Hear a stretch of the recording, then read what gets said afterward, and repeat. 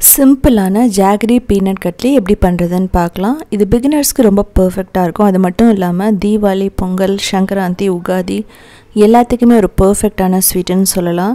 Sugar இல்லாமல் நெய்யும் குறைவாக யூஸ் பண்ணியிருக்கோம். இது வந்து பார்த்திங்க அப்படின்னா 2 வாரம் வரைக்குமே கெட்டு போகாது. சின்ன சின்ன டிப்ஸ் வந்து ஃபாலோ பண்ணிங்க அப்படின்னா வெல்லத்தில் பர்ஃபெக்டாக பண்ணலாம். இது வெல்லம் மட்டும் இல்லை, கருப்பட்டி நாட்டு சர்க்கரையிலையும் இதே மெத்தடில் பண்ணி பார்க்கலாம். நீங்கள் உள்ளே எப்படி இருக்குன்னு பாருங்கள். ரொம்ப வந்து சொதன்னு இருக்காது, அதே சமயம் ரொம்ப ஹார்டாகவும் இருக்காது, பர்ஃபெக்டாக இருக்கும். இப்படி இருந்தால் மட்டும்தான் நம்ம ரொம்ப நாள் வச்சுட்டு சாப்பிடும்போது கெட்டு போகாமல் இருக்கும்.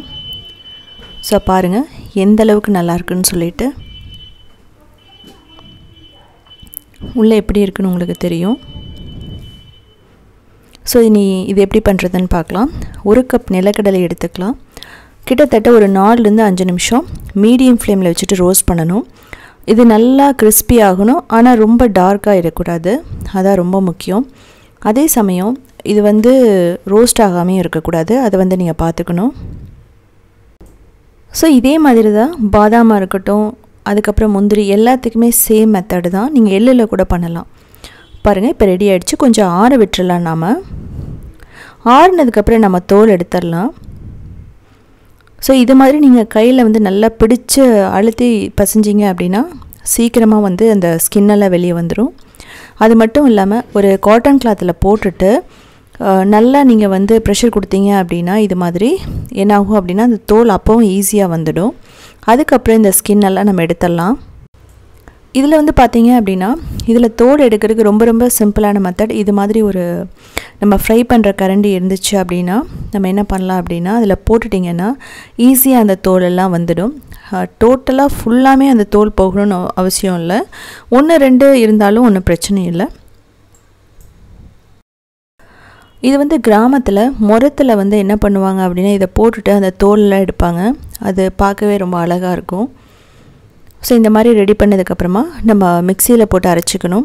ரொம்ப இம்பார்ட்டண்ட் என்ன அப்படின்னா மிக்சியில் போட்டு அரைக்கும்போது 50 செகண்ட் மட்டும்தான் நீங்கள் அரைக்கணும். ரொம்ப நேரம் அரைச்சிங்கன்னா அந்த பீனட்டுக்கு ஆயில் வந்து ரிலீஸ் ஆகிடும். அப்போ சொதன்னு ஆகிடும், கசப்பாயிடும். அதை வந்து நீங்கள் ரொம்ப முக்கியம் பார்த்துக்கணும். இந்த மாதிரி பவுடர் மாதிரி இருக்கணும்.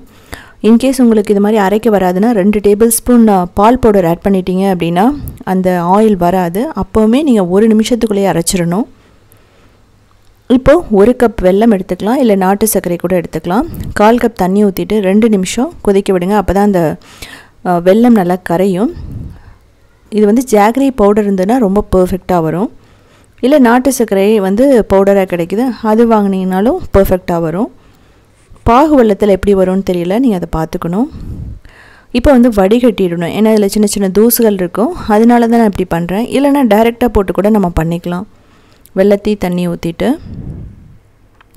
இதுக்கு வந்து நான் 1 கப் வெல்லம் 1/4 கப் தண்ணி எடுத்திருக்கேன். அது வந்து ரொம்ப முக்கியம். ரொம்ப தண்ணி ஆகிடுச்சினாலும் ரொம்ப நேரம் மிக்ஸ் பண்ணுற மாதிரி ஆகிடும். இது 1 கம்பிப்பதம் வரணும். இது வந்து ரொம்ப ரொம்ப முக்கியமான ஒரு விஷயம். இந்த கம்பிப்பதம் வந்ததுன்னா மட்டும்தான் அந்த கட்லி ரொம்ப பர்ஃபெக்டாக வரும். கட்லியாக இருக்கட்டும், பர்ஃபியாக இருக்கட்டும், எல்லாத்துக்குமே சேம் மெத்தடு தான். இப்போ அரைச்சி வச்ச நிலக்கடலையோட பவுடரை போடுறோம். லோ மீடியம் ஃப்ளேமில் வச்சுக்கோங்க. மிக்ஸ் பண்ணுங்கள். இது நல்லா பவுடர் இந்த வெல்லத்தோடு சேர்ந்து மிக்ஸ் ஆகும். ஃபஸ்ட்டு வந்து இந்த கட்டி இல்லாமல் நான் மிக்ஸ் பண்ணணும். இந்த டைமில் நீங்கள் லோலேயே வச்சு பண்ணுங்கள். லோ மீடியமில் தான் வச்சு பண்ணணும். இதுக்கப்புறம் கொஞ்சம் அடிப்பிடிக்கிற மாதிரி இருந்ததுன்னா ஒரு 2 டேபிள் ஸ்பூன் இல்லை 3 டேபிள் ஸ்பூன் நெய் விடலாம். இப்போ பாருங்கள் இந்த பவுடர் எல்லாம் மறைஞ்சிருச்சு. இப்போ ஏலக்காய் பொடியும் ஒரு 3 டேபிள் ஸ்பூன் நெய்யும் விடுறேன். இது கீழே அடிப்பிடிக்காமல் இருக்கிறதுக்காகவும் ஒரு ஷைனிங்காகவும் ஃப்ளேவருக்காகவும் இந்த நெய் வந்து நம்ம போடுறோம். இதுக்கப்புறமே நீங்கள் லோ மீடியம் ஃப்ளேம் தான் வச்சு நம்ம மிக்ஸ் பண்ணிகிட்ருக்கணும். இடையில நம்ம 1 டேபிள் ஸ்பூன் மட்டும்தான் போடுவோம். இன்கேஸ் உங்களுக்கு நெய் பிடிக்கும் அப்படிங்கிற பட்சத்தில் நீங்கள் ஒரு 5-6 டேபிள் ஸ்பூன் கூட போடலாம். இது வந்து நல்லா திக்காயிட்டே வருது. எனக்கு 1 டேபிள் ஸ்பூன் நெய் தேவைப்பட்டதுனால இடையில நான் போடுறேன். இது எப்படி வரணும் அப்படின்னா திரண்டு வரணும். இந்த பேனில் ஒட்டாமல் வந்துருச்சு, ஆனால் திரண்டு வரும். அப்போ வந்து நம்ம பர்ஃபெக்டாக ரெடி ஆகிடுச்சின்னு அர்த்தம். ஒரு 2-3 நிமிஷத்துக்குள்ளே இது ரெடி ஆகிடும். பாருங்கள் பேனில் ஒட்டாமல் ஒரு நல்ல மாவு மாதிரி டோ மாதிரி வர ஆரம்பிச்சிடுச்சு. இது பர்ஃபெக்டான பதம்னு அர்த்தம். இந்த ஸ்டேஜில் தெரியும் உங்களுக்கு நல்லா ஷைனிங்காகவும் இருக்கும், மாவு திரண்டும் வந்துடுச்சு. இப்போ எடுத்து ஒரு பட்டர் ஷீட் ட்ரேயில் போட்டுக்கலாம், இல்லை நெய் தடவி கூட போடலாம். நெய் தடவி போட்டிங்கன்னா கொஞ்சம் ஒட்டும் கீழே. இதுக்கப்புறம் போட்டுட்டு கொஞ்சம் நட்ஸ் எல்லாம் தூவிட்டு இது கொஞ்சம் ஆறணும். ஸோ நான் நெய் போட்டு தான் வந்து ஸ்ப்ரெட் பண்ணி விடுறேன். இது வந்து இதோடையே செட் ஆகிடாது. நீங்கள் ரொம்ப முக்கியமானது, இதோட விட்டுறாதீங்க. இதுக்கு மேலே நான் கொஞ்சம் நட்ஸ் வந்து தேவைப்பட்டது, பார்க்குறக்கும் நல்லாயிருக்கும், டேஸ்ட்டும் நல்லா இருக்கிறதுக்காக போட்டுட்டு கொஞ்சம் ஆற விடுறேன். ஆற விட்டதுக்கப்புறமா நம்ம கஜு கட்லிக்கு பண்ணுற மாதிரி இந்த மாவை திரும்ப பிசையணும். ஏன்னா சூடாக நம்மளால் கையில் பிசைய முடியாது. ரொம்ப இம்பார்ட்டண்ட் வந்து அந்த ஸ்டெப்பு தான். இந்த ஸ்டேஜ் வந்த உடனே ஒரு 5 to 10 minutes விட்டுட்டு அதுக்கப்புறம் என்ன பண்ணலாம் அப்படின்னா, நம்ம இதை எடுத்து ஒரு நல்ல ஒரு பட்டர் ஷீட் ட்ரே மேலேயோ இல்லை நெய் தடவின ட்ரே மேலேயோ போட்டுட்டு நம்ம எப்படி சப்பாத்தி மாவெல்லாம் பிசைவோம் ஃபோல்டெல்லாம் பண்ணி அதே மாதிரி நம்ம பண்ணணும். இதோடய விட்டுட்டிங்க அப்படின்னா இது செட் ஆகாது, அது டைட்டும் ஆகாது. பாருங்கள், இந்த மாதிரி பிசைஞ்சுக்கோங்க. கஜு கட்லியோட அதே மெத்தடு தான். இப்படி கீழே வந்து ஒட்டுற மாதிரி இருந்தால் லைட்டாக நெய் வந்து தடவிட்டு அதுக்கப்புறம் நம்ம பிசையலாம். ரொம்ப நேரம் தேவையில்லை, ஒரு நிமிஷத்துலேருந்து 2 நிமிஷம் இதுக்கு போதுமானதாக இருக்கும்.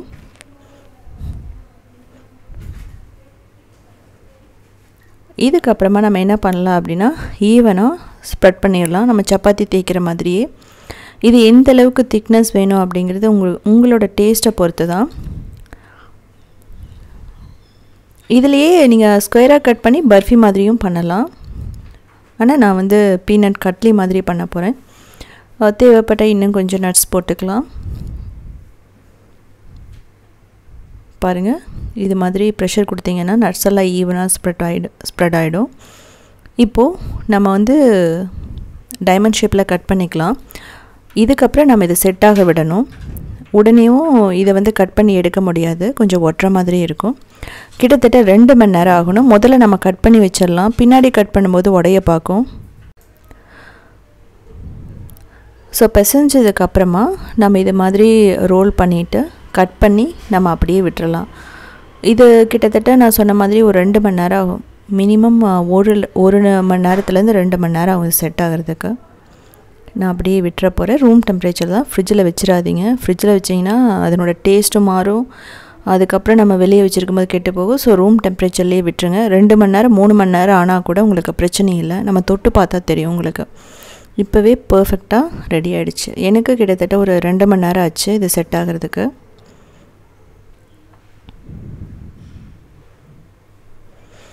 இது மாதிரி கத்தையில் நெய் தடவிட்டிங்கன்னா கொஞ்சம் ஈஸியாக இருக்கும். இப்போ நான் எடுத்து காட்டுறேன் உங்களுக்கு. ஸோ பயங்கர சூப்பராக இருக்கும். நீங்கள் டைம் ஆக தான் அதனோட டேஸ்ட் வந்து ரொம்ப நல்லாயிருக்கும். உங்களுக்கு தெரியும், கையில் ஒட்டாது, அதே சமயத்தில் அந்த ஷேப் வந்து மாறாது, ரொம்ப ஹார்டாகவும் இருக்காது உங்களுக்கு.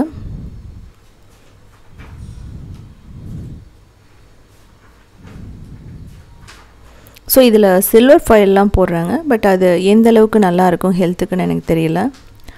ஸோ நாம் சவுத் இந்தியா அப்படிங்கிற பட்சத்தில் நம்ம அதெல்லாம் போட மாட்டோம்.